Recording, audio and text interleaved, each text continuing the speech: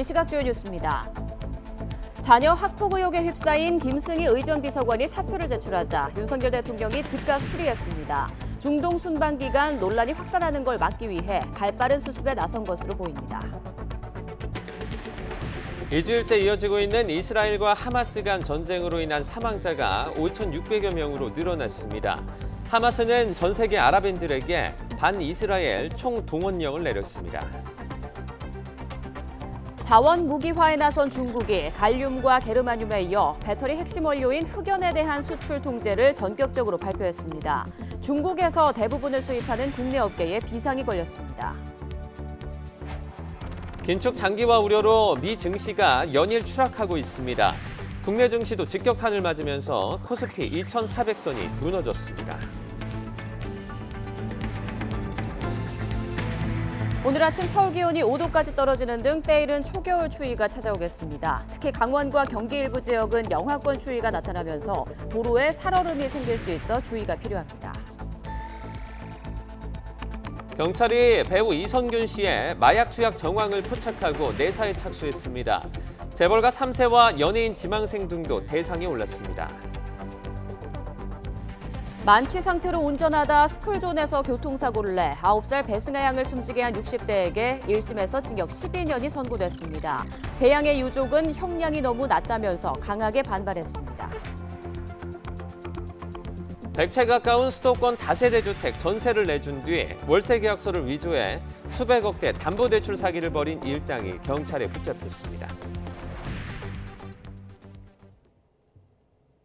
굿모닝 YTN 2부 이어갑니다. 국회 교육위원회의 경기도교육청 국정감사에서 김승희 대통령 비서실 의전 비서관 자녀의 학교폭력 의혹이 불거졌습니다. 민주당은 김 비서관의 초등학생 자녀가 후배를 때려 전치 구주상해를 입혔지만 피해자의 호소에도 사과나 강제전학 처분이 이루어지지 않았다며 권력형 무마 의혹까지 제기했습니다. 나혜인 기자입니다. 김승희 대통령실 의전 비서관 자녀의 학교폭력 의혹을 폭로한 건 경기도교육청 국정감사 첫 질의 주자로 나선 더불어민주당 김영호 의원입니다. 김 비서관의 초등학교 3학년 딸이 지난 7월 2학년 여학생을 화장실로 데리고 가 전치 9주 상해를 입혔다는 제보를 받았다는 겁니다. 얼굴이 피투성이가 될 정도로 심각한 폭행이었다고 주장했습니다. 10차례 리코더와 주먹으로 머리와 얼굴을 때립니다. 생각해 보십시오. 47살밖에 안 된 어린 학생에게 이 상황이 얼마나 공포스러웠겠습니까? 사건 직후 학교장 긴급 조치로 가해 학생 출석 정지 처분이 내려졌지만 학교와 교육청의 후속 조치는 미온적이었다고 질타했습니다. 학교폭력심의위원회는 2달이 지나서야 열렸고 피해 학생과 부모의 호소에도 가해 학생은 강제전학 대신 학급만 바뀌었다고 비판했습니다. 사건 발생 3달이 지나도록 사과가 이루어지지 않았습니다. 총점 16점부터 강제전학 처분인데 15점을 받아 딱 1점 차이로 가해 학생은 강제전학을 면하게 된 것이죠. 김 비서관 배우자가 김건희 여사와 대학원 동기인 남편의 지위를 과시해 사건을 덮으려 한 게 아니냐는 의혹까지 제기했습니다. 딸이 출석 정지 처분을 받은 날 SNS 프로필을 남편과 윤석열 대통령이 함께 찍은 사진으로 바꿨는데 의도가 있지 않았냐는 겁니다. 학교폭력 심의 과정에선 자녀의 폭행을 일종의 사랑의 매라고 진술했다고도 폭로했는데 민주당은 이번 사건을 권력형 무마 의혹으로 규정하고 철저한 진상조사를 요구했습니다. 가해 학생의 입장을 배려한 조치에 배우의 대통령실 의전 비서관이자 김건희 여사의 최측근이라는 점이 작용한 것이 아닌지. 국민의힘은 공식 입장은 안 냈지만 학교폭력은 있어선 안 되는 일이라며 진상규명과 피해자 보호가 필요하다는 뜻을 밝혔습니다. 보궐선거 참패 이후 가뜩이나 어수선한 여당 내에선 정순신 변호사와 이동관 방송통신위원장에 이어 또다시 불거진 자녀 학교폭력 의혹에 당혹스러워하는 분위기도 읽힙니다. YTN 나인입니다. 자녀 학폭 의혹을 둘러싼 파문이 커지자 김승희 의전 비서관은 사표를 제출했고 윤석열 대통령은 이를 즉각 수리했습니다. 윤 대통령의 중동 순방 출국을 앞두고 더는 논란이 확산하지 않도록 발빠르게 수습에 나선 것으로 풀이됩니다. 박소정 기자입니다. 윤석열 대통령의 사우디 카타르 순방 출국을 하루 앞두고 불거진 김승희 의전 비서관의 자녀 학교 폭력 문제. 의혹 제기 3시간 만에 대통령실이 브리핑을 열었습니다. 즉각 해당 비서관에 대한 공직기강 조사에 착수했으며 조사를 위해 내일 대통령의 사우디아라비아 카타르 순방 수행단에서 해당 비서관을 배제 조치했습니다.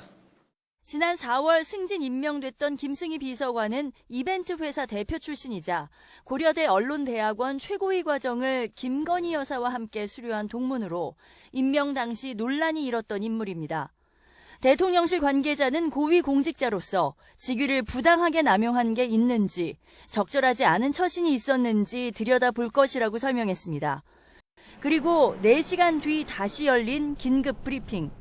의전 비서관은 부모로서 깊은 책임감을 느낀다면서 국정에 부담을 주지 않기 위해 사표를 제출했고 즉각 수리됐습니다.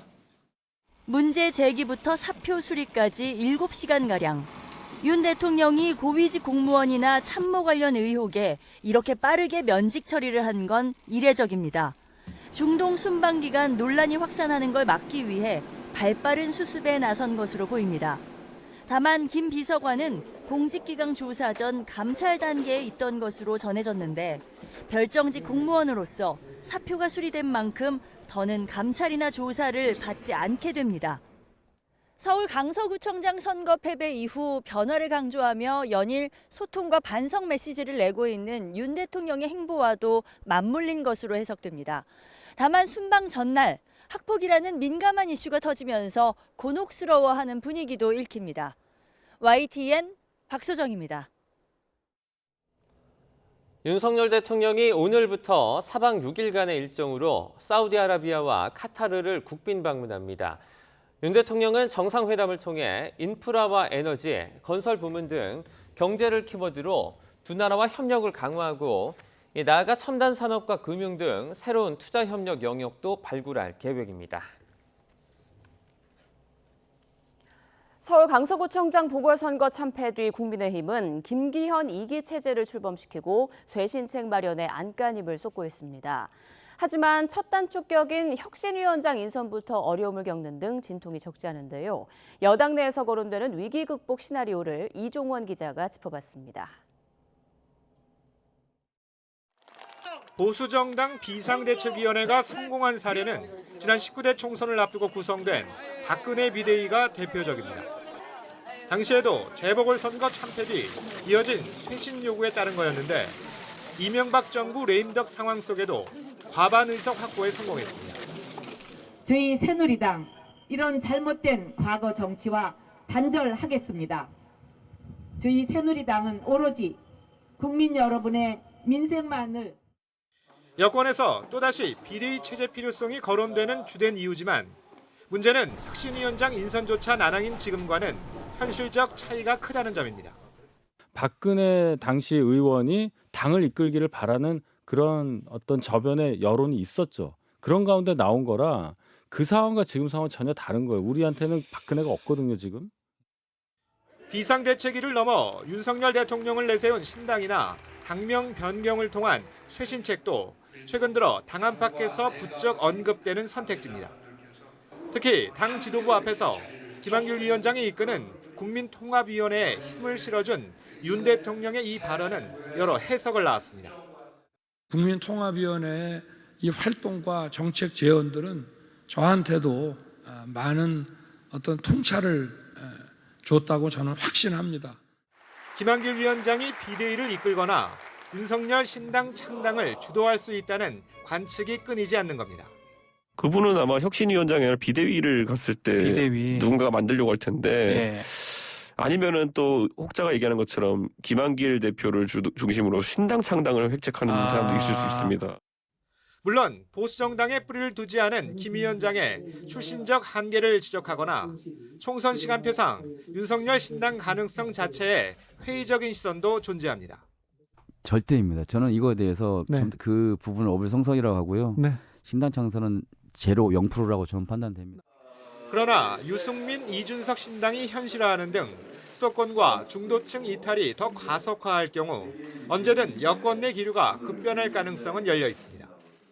12월까지 저는 당의 변화 쇄신을 위해서 네. 제 역할 목소리를 다 낼 거고요. 아. 예, 그리고 12월쯤 이게 저는 뭐 이게 떠날 것인가 남을 것인가. 현실적인 제약 속 일단 국민의힘은 윤 대통령의 차분한 변화 주문과 함께 김기현 체제 2기를 선택했습니다. 기회가 있을 때마다 대통령실과의 수평적 관계 설정 의지도 강조합니다. 지도부의 이딴 쇄신 메시지에도 TK 사무총장 등으로 도로 영남당이란 비판이 수그러들지 않는 상황. 혁신위원장 인선과 위원회 권한 설정, 그리고 이를 바탕으로 한 성과가 내년 총선까지 김기현 체제가 유지될지를 가늠할 풍향계가 될 거란 전망이 많습니다. YTN 이종원입니다.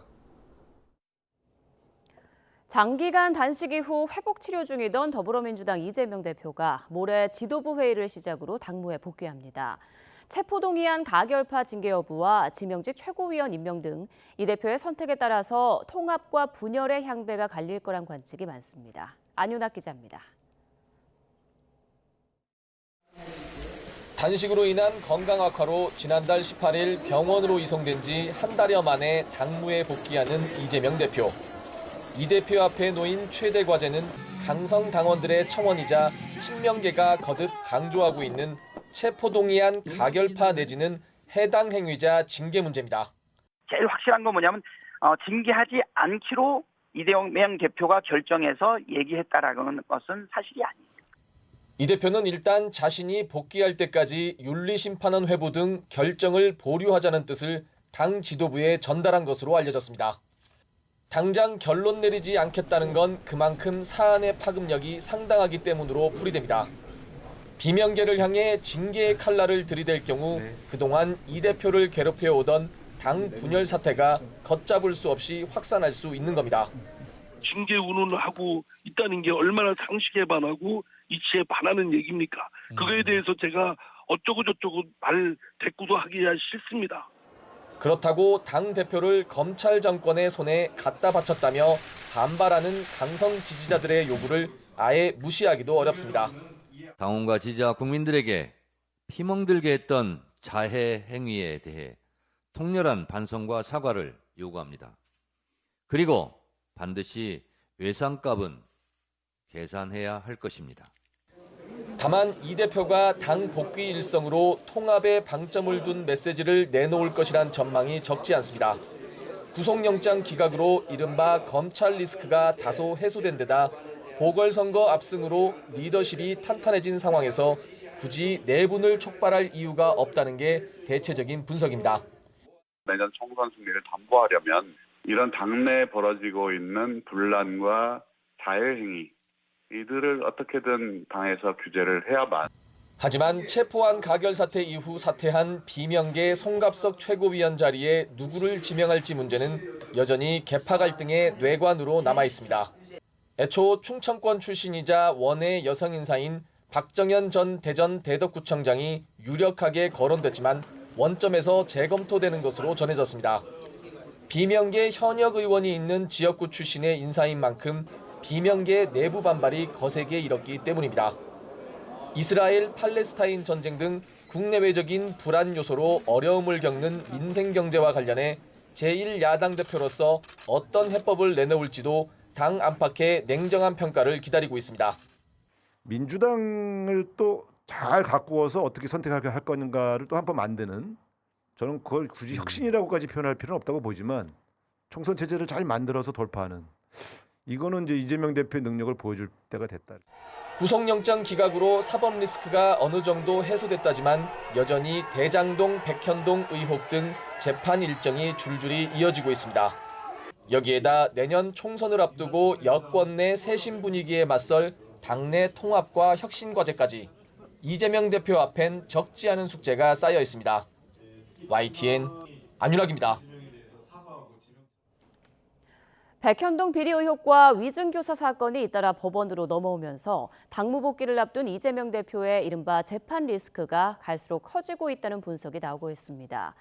이미 매주 2차례 재판에 나와야 하는 상황인데 추가 기소로 열릴 재판까지 본격화하면 법원 출석 횟수가 더 늘어날 수도 있습니다. 김철희 기자입니다.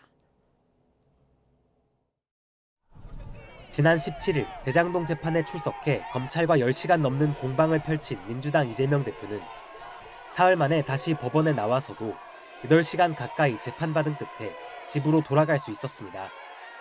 이 대표가 일주일에 2차례 법원에 출석한 건 지난 대선 이후 처음입니다. 당무 복귀 앞두고 계신데 소감 어떠신가요? 이번 주에만 2번째 재판 출석인데 당무 지장 실감하십니까? 대장동 위례 신도시 성남FC 의혹 재판에 공직선거법 위반 혐의 재판까지 내용이 방대하고 쟁점마다 첨예하게 맞서 법정에 나온 날은 사실상 온종일 서초동에 머물러야 합니다. 문제는 상황이 갈수록 복잡해질 거란 데 있습니다. 대장동 재판은 잠시 숨고르기를 거친 뒤 11월부터는 다시 매주 한두 차례씩 이어질 예정입니다. 오는 27일 열리는 공직선거법 재판도 격주 금요일마다 기일이 잡혀 당분간 일주일에 서로 다른 재판 2개를 소화해야 합니다.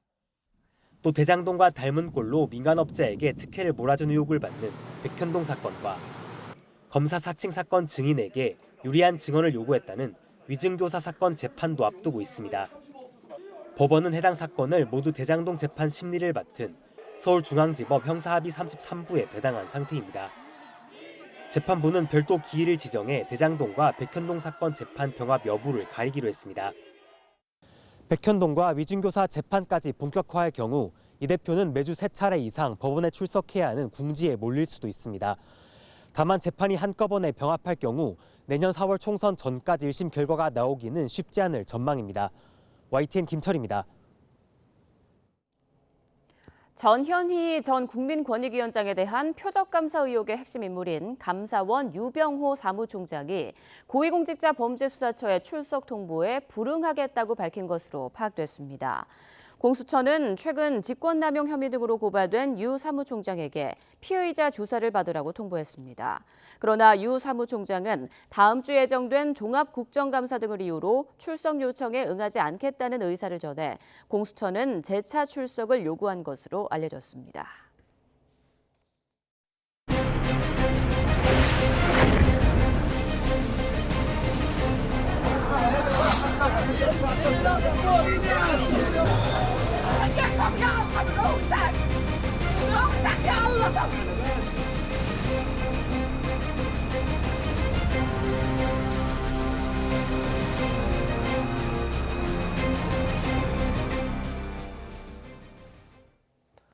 일주일째 이어지고 있는 이스라엘과 하마스 간의 전쟁으로 인한 사망자가 5,600여 명으로 늘어났습니다. 이스라엘군이 대피령을 내린 가운데 안전할 것으로 여겨졌던 가자지구 중부와 남부에서도 사망자가 속출하고 있습니다. 김태용 기자입니다. 지난 19일 밤 이스라엘군의 공습으로 10여 명이 숨진 가자시티의 그리스 정교회 교회입니다.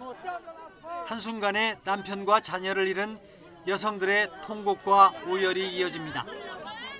며칠 전 폭발 참사가 발생한 알-아흘리 병원에서 멀지 않은 곳에 위치한 이 교회에는 공습 당시 약 500명이 대피 중이었습니다. We were just attacked yesterday without any warning. I would like to say that nobody is safe in Gaza, regardless of religion, regardless of your involvement in anything. Nobody is safe. 같은 날 공습을 받은 가자지구 중남부 데이르 알-발라에서 희생된 22명의 장례식이 열렸습니다. 긴급 대피령에 따라 가자지구 북쪽에서 많은 주민이 몰려온 이곳도 결코 안전지대가 아닙니다. 팔레스타인 보건부는 20일까지 가자지구에서 최소 4,100여 명이 숨졌다고 밝혔습니다. 요르단강 서안에서도 팔레스타인 주민 80여 명이 사망했습니다. 이스라엘에서 1,400여 명이 숨진 것으로 집계된 가운데 이번 전쟁으로 인한 양측 사망자는 5,600여 명으로 늘어났습니다.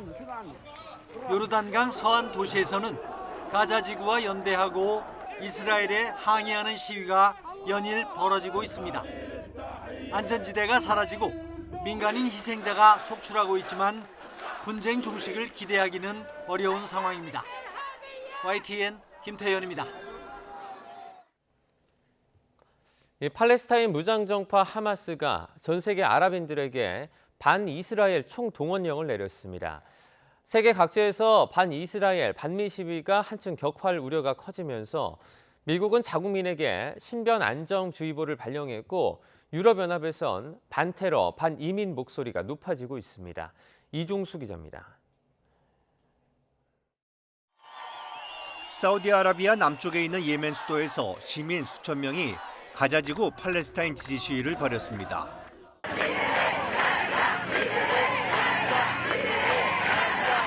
프랑스 파리에서도 팔레스타인기를 내건 시위대가 가자지구를 해방하라고 연호하며 지지 시위를 벌였습니다.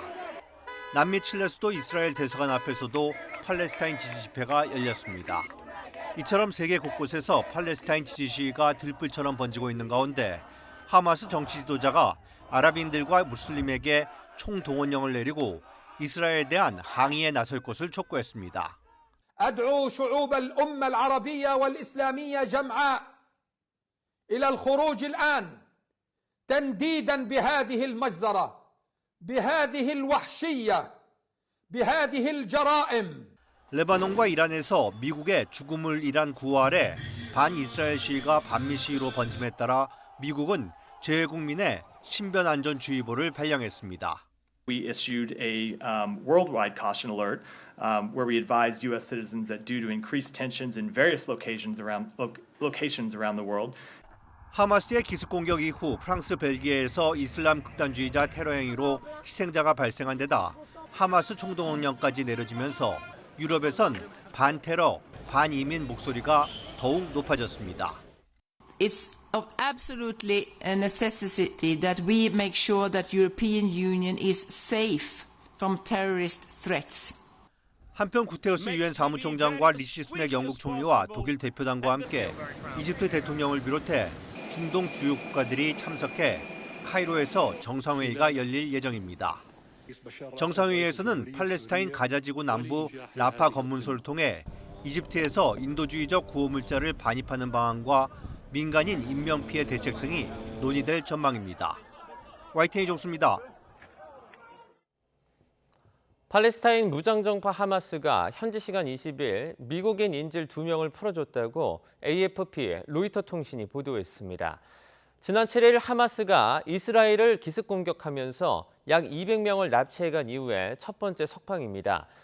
하마스는 텔레그램에 올린 성명에서 카타르의 노력에 부응해 알카삼 여단이 미국인 모녀 2명을 인도적인 이유로 석방했다고 밝혔습니다. 조 바이든 미국 대통령은 주말 사이에는 팔레스타인 가자 지구에 구호 트럭이 도착할 수 있을 것으로 내다봤습니다. 바이든 대통령은 현지 시각 20일 백악관에서 열린 유럽연합 지도부와 회담에 앞서 이스라엘과 이집트 대통령으로부터 도로가 열릴 것이라는 약속을 받았다고 말했습니다. 다만 도로 상태가 매우 좋지 않아 고속도로가 새로 포장돼야 한다며 향후 24시간에서 48시간 이내에 이 트럭이 국경을 넘을 것으로 믿는다고 밝혔습니다.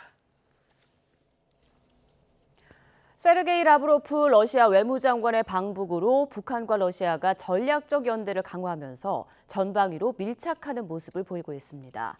특히 김정은 위원장은 북러 관계를 장기적 관점에서 추진하겠다는 의지를 밝혔는데요. 러시아를 통해 대북 제재의 활로를 찾겠다는 의도로 풀이됩니다. 신현준 기자입니다. 5년 5개월 만에 방북한 라브로프 러시아 외무장관은 김정은 국무위원장과 최선희 외무상을 잇따라 만나며 끈끈한 북러 관계를 과시했습니다. 라브로프 장관은 지난달 북러 정상회담을 계기로 양국 관계가 질적으로 새롭고 전략적 수준에 이르렀다고 평가했습니다. 회담에서는 지난달 정상회담 합의사항을 구체화했는데 자세한 내용은 공개하지 않았습니다. 북한 매체들은 라브로프 장관이 우크라이나 전에 대한 북한의 전폭적인 지지에 감사를 표하고 북한의 모든 정책을 전적으로 지지한다고 밝혔다고 전했습니다. 국가의 자주권과 발전 이익을 고수하기 위해서 실시하는 모든 정책을 전적으로 지지한다고 그는 말했습니다. 이어 한미일 3국의 군사활동 증대가 한반도 긴장을 고조시키고 있다면서 그동안 북한이 강조해온 주장에 보조를 맞추기도 했습니다. 라브로프 장관은 또 전제 조건 없이 한반도 안보 문제를 논의하기 위한 정기적 협상 프로세스 구축을 지지한다고 밝혔습니다. 하지만 사실상 핵 군축 협상을 시사한 것이어서 우리 측이 받아들이기 힘들다는 평가입니다. 반미, 반제국주의, 자주주권 수호 이런 것들에 대한 가치관이 그대로 러시아도 공유를 하겠다라고 하는 것을 선언하는 것이고 핵무력 고도화를 통한 주권 수호 이런 것들에 대해서 러시아가 지지를 해주겠다라고 하는 것을 표현하고 있는 거죠. 김정은 위원장은 북러 관계의 100년 대계를 구축하겠다며 러시아와의 관계 개선을 장기적 관점에서 추진하겠다는 의지를 보였습니다. 러시아와의 관계 복원으로 국제사회의 제재를 피해보겠다는 뜻이 담긴 것으로 보입니다. 정부로서는 러북 간의 협력이 유엔 안보리 결의 등 국제 규범을 위반해서는 안 된다는 입장입니다. 무기 거래 및 군사기술 전수 등 불법적 협력에 대해서는 미일 등 국제사회와 공조하에 단호히 대처해 나갈 예정입니다. 한미일과 북중러의 신냉전 구도 속에서 북한과 러시아는 외무성 간 교류 계획서를 체결하는 등 군사협력을 중심으로 경제와 과학기술 등에서 전방위 협력을 추진하면서 국제적 고립 탈피를 시도할 것으로 전망됩니다. YTN 신현주입니다. 신원식 국방부 장관은 2023 서울 안보대화를 계기로 방한한 사이칸바야르 구르세드 몽골 국방부 장관과 만나 양국 간 안보 정세와 국방 방산 협력에 대한 의견을 교환했습니다. 신 장관은 북한의 핵능력 고도화와 지속적인 도발은 한반도와 인도태평양 지역에 대한 도전이라고 강조하고 우리 정부의 대북 정책을 지속 지지해달라고 당부했습니다. 중국이 게르마늄과 갈륨에 이어 2차 전지의 핵심 원료인 흑연에 대한 추가 수출 통제를 예고했습니다. 중국 상무부와 해관총서는 오는 12월 1일부터 구상흑연 등 고민감성 흑연에 대한 수출 통제에 들어간다고 발표했습니다. 흑연은 2차 전지 음극재 원료로 우리나라는 지난 2021년 기준 인조 흑연의 87%, 천연 흑연의 72%를 중국에서 수입하고 있습니다. 미국의 긴축 장기화 우려가 커지면서 코스피가 2,400선 아래로 무너졌습니다. 어제 코스피는 그제보다 1.69% 떨어진 2,375로 거래를 끝냈습니다. 코스피가 종가 기준으로 2,400선을 내준 건 지난 3월 21일 이후 7개월 만입니다. 코스닥도 하락을 거듭한 끝에 1.89% 내린 769.25로 마감했습니다.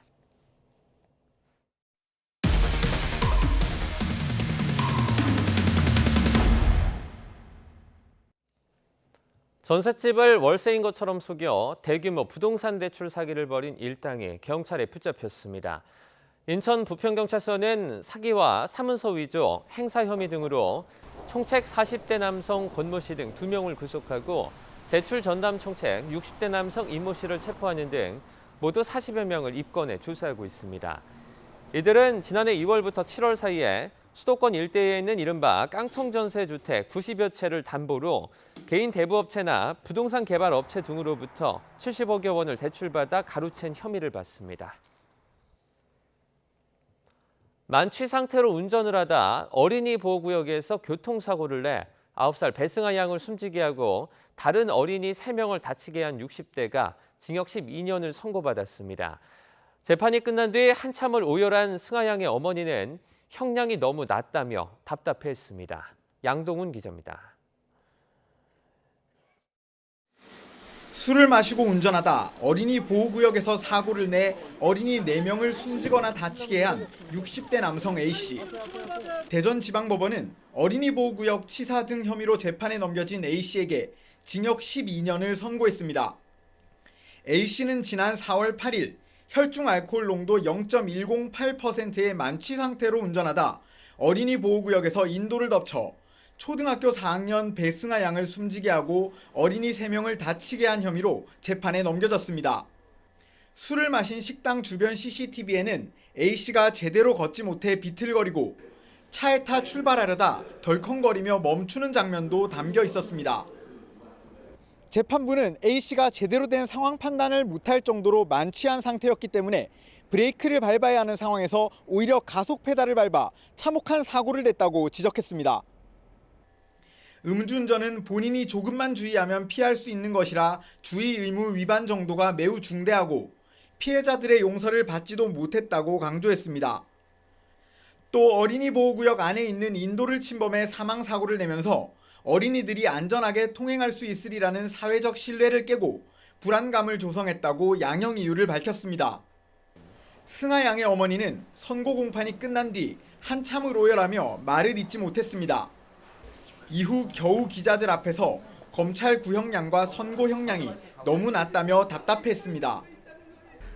제가 여기 서 있을지 몰랐듯이 내일은 다른 누군가가 여기 서 있을 수가 있거든요. 사람들이 그걸 잘 모르시더라고요. 왜냐면 안 당해본 사람은 모르거든요. 징역 15년을 구형했던 검찰은 판결문을 면밀하게 검토한 뒤 항소 여부를 판단할 방침입니다. YTN 양동훈입니다. 경찰이 배우 이선균 씨와 재벌가 3세 등 8명의 마약 투약 정황을 포착하고 관련 내사에 나섰습니다. 이 씨 측은 사실 확인에 성실히 임하겠다면서도 지속적인 협박으로 수억 원을 뜯겼다고 주장하고 있습니다. 황보혜경 기자입니다. 경찰이 유명 배우 이선균 씨 등의 마약 투약 혐의를 포착해 입건 전 조사에 나섰습니다. 조사 대상은 모두 8명으로 이 가운데 일부는 이미 피의자로 입건됐습니다. 배우 이 씨는 아직 내사자 신분이지만 경찰은 이 씨의 마약 투약과 관련한 단서를 찾은 것으로 전해졌습니다. 경찰 내사 대상에는 재벌가 3세와 가수 지망생 등 과거 마약 투약 혐의로 복역했거나 현재 교도소에 복역 중인 사람도 포함된 것으로 확인됐습니다. 경찰은 지난달 중순쯤 서울 강남에 있는 유흥업소에서 마약이 유통된다는 첩보를 입수했습니다. 경찰은 이들이 주거지와 유흥업소에서 대마와 마약류를 투약한 것으로 의심하고 정확한 투약 장소와 일시 등을 확인하고 있습니다. 다만 8명이 한자리에 모여 마약을 투약한 것은 아닌 것으로 보고 있습니다. 이런 가운데 배우 이 씨는 이번 마약 사건에 연루된 한 명에게 협박을 당해 수억 원을 뜯겼다며 공갈 혐의로 경찰에 고소장을 제출한 것으로 확인됐습니다. 이에 대해 이 씨 측은 사건과 관련된 인물로부터 지속적인 공갈, 협박을 받아 수사를 의뢰했다고 밝혔습니다. 그러면서 관련 의혹에 대해 정확한 사실관계를 확인하고 있고 앞으로 수사에 성실하게 임하겠다고 밝혔습니다. 경찰은 조만간 이 씨 등을 불러 실제로 마약을 투약했는지 확인한 뒤 입건 여부를 결정할 방침입니다. YTN 황보혜경입니다. 서울 지하철 2호선 열차 안에서 날카로운 물건으로 승객들을 공격해 다치게 한 남성에게 검찰이 징역 5년을 구형했습니다. 서울 서부지방법원에서 열린 공판에서 검찰은 특수상해 혐의로 구속 기소된 50대 남성 A씨에게 징역 5년을 선고해달라고 재판부에 요청했습니다. A씨는 지난 8월 19일 낮 서울 지하철 2호선 열차 안에서 칼날이 달린 철제 캠핑 도구를 휘둘러 20대 남성 승객 2명의 얼굴을 다치게 한 혐의로 재판에 넘겨졌습니다.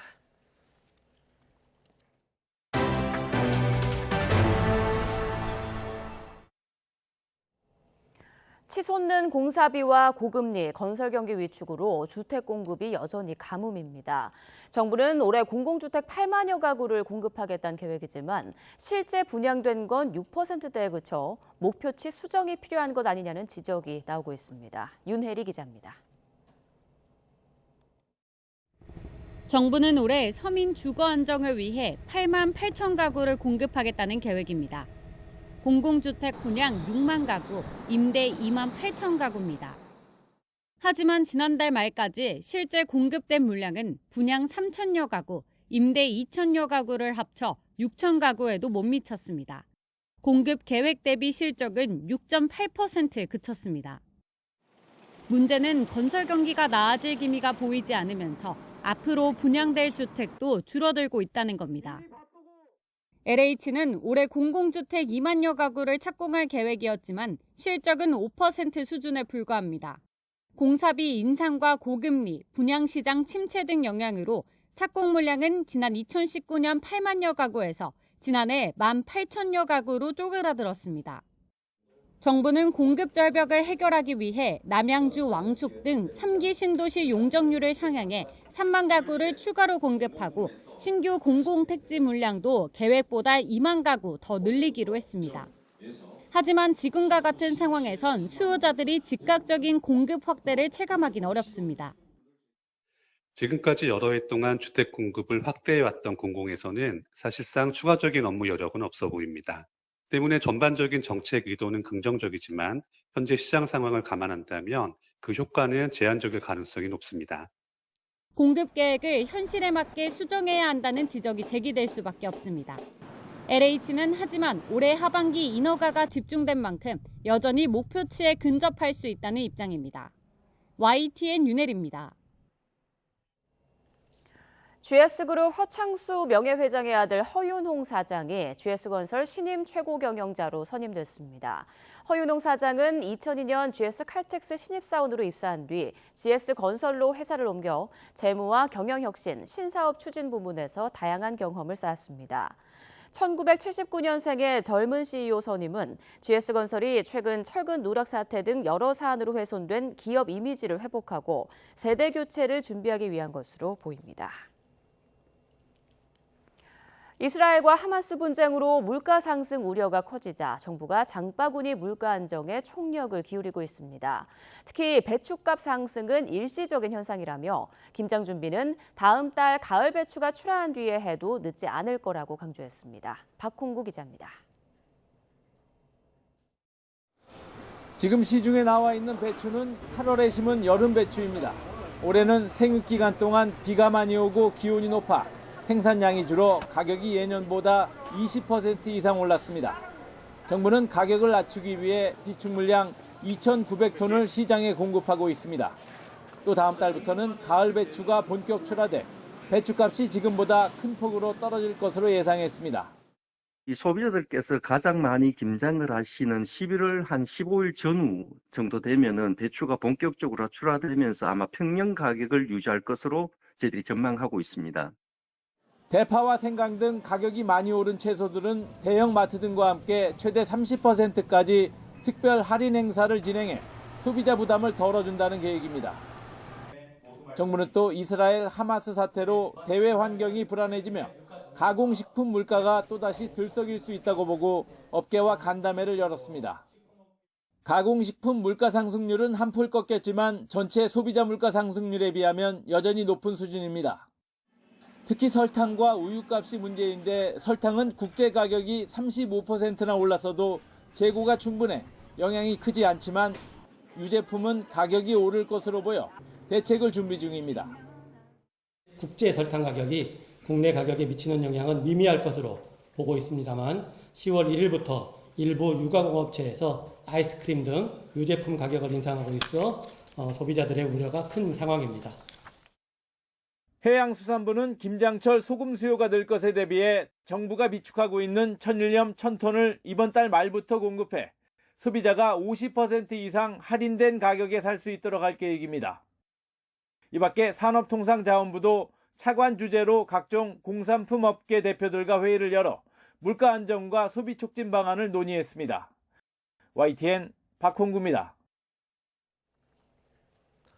자율주행차와 도시망공교통 같은 미래 운송수단과 그 기술을 엿볼 수 있는 미래 모빌리티 엑스포가 대구에서 열렸습니다. 올해부터는 국토부 산업부가 함께 주최하는 국가 행사로 격이 올라 더 많은 업체와 기관이 참여해 볼거리와 깊이를 더했습니다. 이윤재 기자입니다. 도심 항공교통, 즉 UAM이 도로를 가로질러 숲으로 날아오릅니다. 인체 모형을 태워 240kg 가까운 무게에도 하늘을 자유롭게 오갑니다. 국내 중견기업이 개발한 UAM으로 안전성과 신뢰성을 평가하는 특별 감항 인증까지 마쳤습니다. 여기에 그치지 않고 수소와 배터리를 함께 이용하는 친환경 기체까지 시제품 생산을 마쳤습니다. 수소체와 배터리를 기반으로 해서 비행 시간을 약 40분 정도까지 늘리는 어떤 세계 최초의 개발에 성공하였고요. 그리고 비행 거리는 약 40km 정도까지 확장시켜 놓았습니다. UAM뿐 아니라 전기차, 자율주행차 같은 새로운 운송수단을 한눈에 볼 수 있는 대한민국 미래 모빌리티 엑스포가 열렸습니다. 국토부와 산자부 같은 중앙부처가 힘을 모으면서 지난해보다 1.6배 넓은 전시 공간에 세계적 자동차 업체를 포함해 230개 업체가 참여했습니다. 대구시는 이번 엑스포를 계기로 지역의 산업 구조를 UAM과 전기차 같은 첨단 산업으로 바꿔나간다는 계획입니다. 전기차의 핵심 부품인 모터라든가 2차 전지도 저희가 집중 육성할 예정이고요. 그리고 이런 전시회를 통해서 기업들이 한 단계 더 성장할 수 있는 그런 기회를 저희가 제공하고자 합니다. 이와 함께 2030년 들어설 대구 경북 통합 신공항, 또 대구공항 이전 부지를 활용해 전국 최고의 미래 운송수단 도시로 거듭난다는 계획입니다. YTN 이윤재입니다. 전라도는 전주와 나주에서 따왔을 만큼 나주는 호남의 기둥 역할을 톡톡히 해왔습니다. 고대 마한의 중심 도시이기도 한데요. 가을꽃이 만발한 영산간 일대에서 나주의 역사와 문화, 먹거리를 한데 모은 체험형 통합축제가 처음으로 막을 올렸습니다. 오선열 기자가 다녀왔습니다. 곡창남도의 젖줄 영산강을 따라 메밀꽃이 하얀 꽃망울을 터뜨렸습니다. 코스모스와 핑크뮬리도 갈바람의 살랑이며 나들이객을 유혹합니다. 핑크뮬리랑 코스모스 저쪽에 또 쫙 있더라고요. 또 사랑하는 연인이랑 같이 오니까 되게 재밌고 또 추억이 될 것 같네요.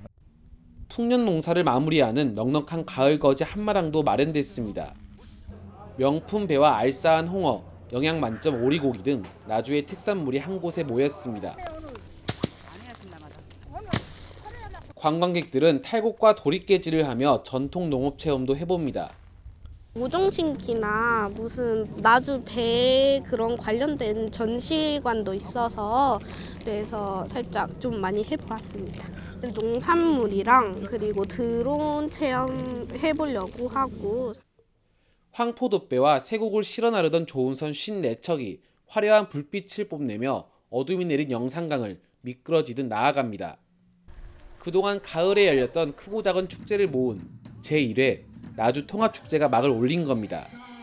나주에는 역사, 문화, 관광지도 돌아보고 먹거리도 즐기고 하는 목적형 관광축제를 처음으로 시도해봤습니다. 나주의 가장 화려했던 시대를 구현하려고 합니다. 영산강은 살아있다를 주제로 열리는 이번 축제는 마한과 고려, 조선까지 시대별로 번영했던 나주의 모습을 뮤지컬과 전시 등을 통해 선보입니다. 서울에 우리 예술의 전당이 나주에 한 열흘쯤 와 있다 이렇게 생각할 수 있겠습니다. 그래서 다른 지역과는 달리 문화예술 축제로 이렇게 생각하시면 좋을 것 같고요. 노파만 가는 쪽빛 하늘 아래 영산강 둔치에서 가을의 정취를 만끽할 수 있는 나주축제는 오는 29일까지 이어집니다. YTN 오선열입니다. 1920년대 인디언 연쇄살인 사건을 다룬 거장 마틴 스코세이지의 영화 플라워 킬링 문이 미국의 어두운 역사를 조명합니다. 비현실적인 삶을 살았던 화가 살바도르 달리의 말년을 그린 달리랜드도 관객을 만나고 있습니다. 홍상희 기자입니다.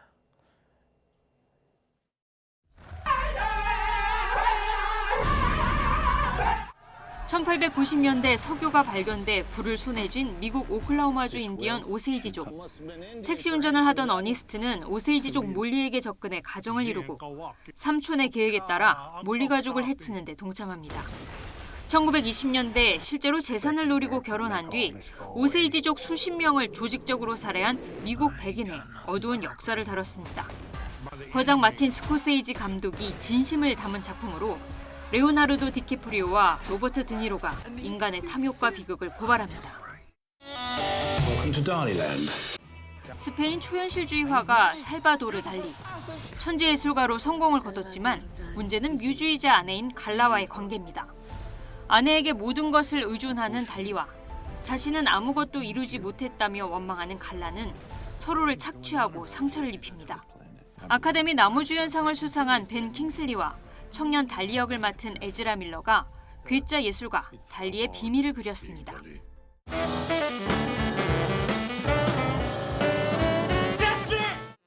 세계 최고의 색소폰 연주자를 꿈꾸며 도쿄로 향한 다이. 엄마에게 피아노를 배운 유키노리와 열정이 넘치는 드러머 슌지와 만나 재즈 밴드를 만들고 꿈의 첫 무대를 향해 달려갑니다.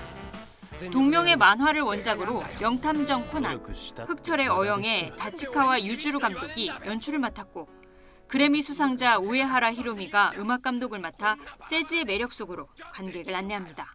YTN 홍상입니다.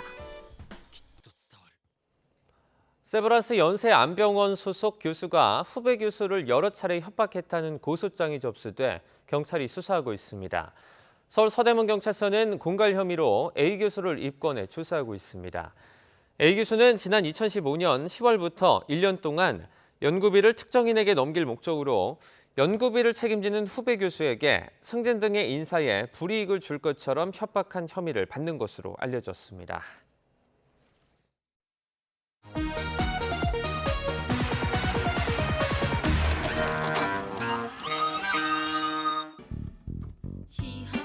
학교 주변의 교육 환경은 감수성이 예민한 청소년들이기에 그만큼 중요합니다. 청소년들을 유혹하는 각종 오락기구들. 저도 참 좋아하는데요. 격투하는 게임기요. 거짓거짓으로 싸우는 게임기요. 학교나 집 주변 할 것 없이 널려있는 전자오락실. 하루 한 번 이상 들리지 않으면 불안할 정도로 전자오락에 중독된 어린이도 상당수 있습니다. 하교 시간, 문방구점 앞에 10여 명의 아이들이 모여 있습니다. 가위바위보를 해서 10이 나오면 한 번에 2,000원까지도 딸 수 있다며 순진한 아이들을 유혹하고 있습니다. 어쩌다 한 번씩 혼날 때 있고요. 한 번 잃으면요 자기 돈 날아가는 거니까요. 청소년층에서 인기를 끌고 있는 일명 DDR이라고 불리는 춤 배우는 기계입니다. 춤을 추는 사람이나 구경꾼 모두 흥겹기는 마찬가지. 잘은 못하는데요. 하는 거 보면요 되게 재밌어요. 너무너무 재밌어서 거의 맨날 와요. 오락실에 가지 않아도 게임이 가능해졌습니다. 동전 없이도 CD만 있다면 무제한으로 게임을 할 수 있습니다. 게임은 역시 혼자 하는 것보다 구경꾼들이 있어야 흥이 납니다.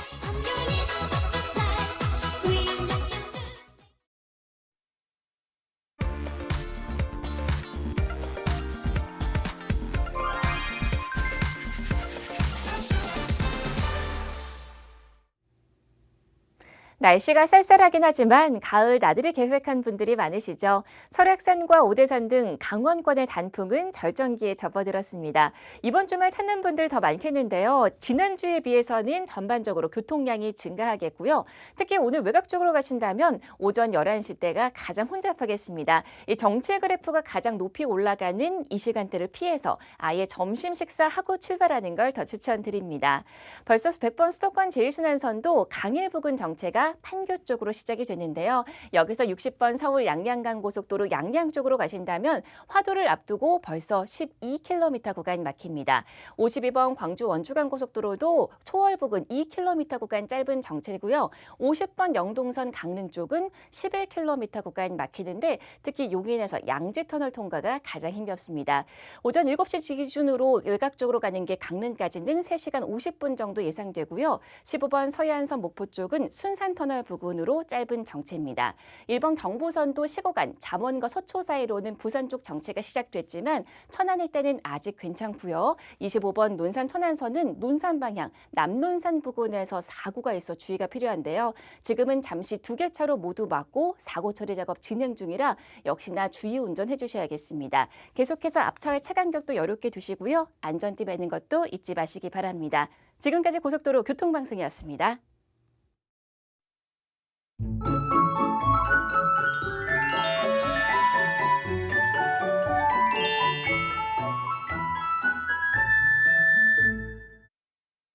때이른 추위가 찾아왔습니다. 현재 서울 기온은 5.9도로 어제보다 4도가량 낮고요. 바람이 불어서 체감 온도를 끌어내리고 있습니다.